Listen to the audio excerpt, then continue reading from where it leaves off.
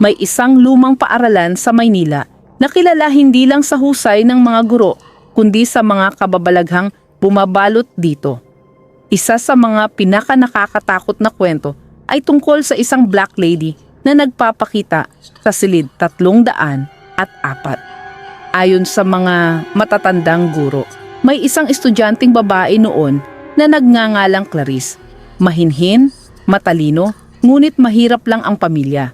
Madalas siyang tuksuhin ng kanyang mga kaklase dahil sa kanyang luma at kupas na uniforme. Hanggang isang araw, hindi na siya pumasok.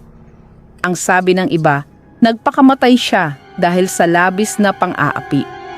Ngunit ang mas nakakatakot, sa parehong araw na siya'y nawala, may ilang estudyante ang nakakita ng isang anino ng babae sa bintana ng silid 304, nakaitim at nakatitig sa kanila.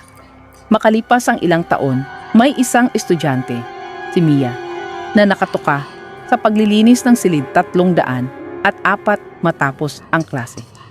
Palubog na ang araw at nag-iisa na lang siya nang biglang sumara ang pinto. Kinilabutan siya pero inisip niyang malakas lang ang hangin. Habang pinupulot niya ang mga papel sa sahig, may narinig siyang kaluskos sa likod. Dahan-dahan siyang lumingon at nakita niya ang refleksyon ng isang babae sa bintana. Mahaba ang buhok, nakaitim at walang mukha. Napaatras siya sa sobrang takot at napasigaw. Nang tumakbo siya papalabas, biglang bumukas ang pinto ng kusa. Sa hallway, nasalubong siya ng janitor. "Nakita mo siya, no?" tanong nito, habang nakangiti ng kakaiba. "Huwag kang mag-alala, lagi siyang nandito, naghahanap ng kasama." Kinabukasan, hindi na pumasok si Mia. At mula noon, tuwing dapit hapon, may maririnig na mahinang paghikbi mula sa silid 304. Tila isang babaeng naghahanap ng katarungan. Wala pang nakakabalik sa silid na iyon nang mag-isa. Ikaw ba may lakas ng loob?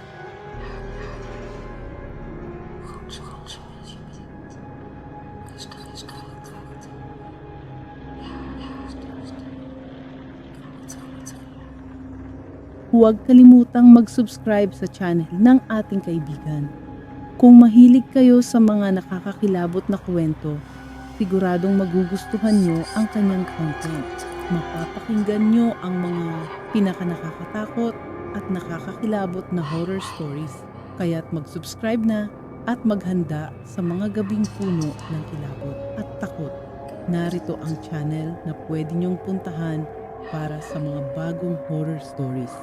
Ingat at huwag kalimutang manood ng may kasamang ilaw.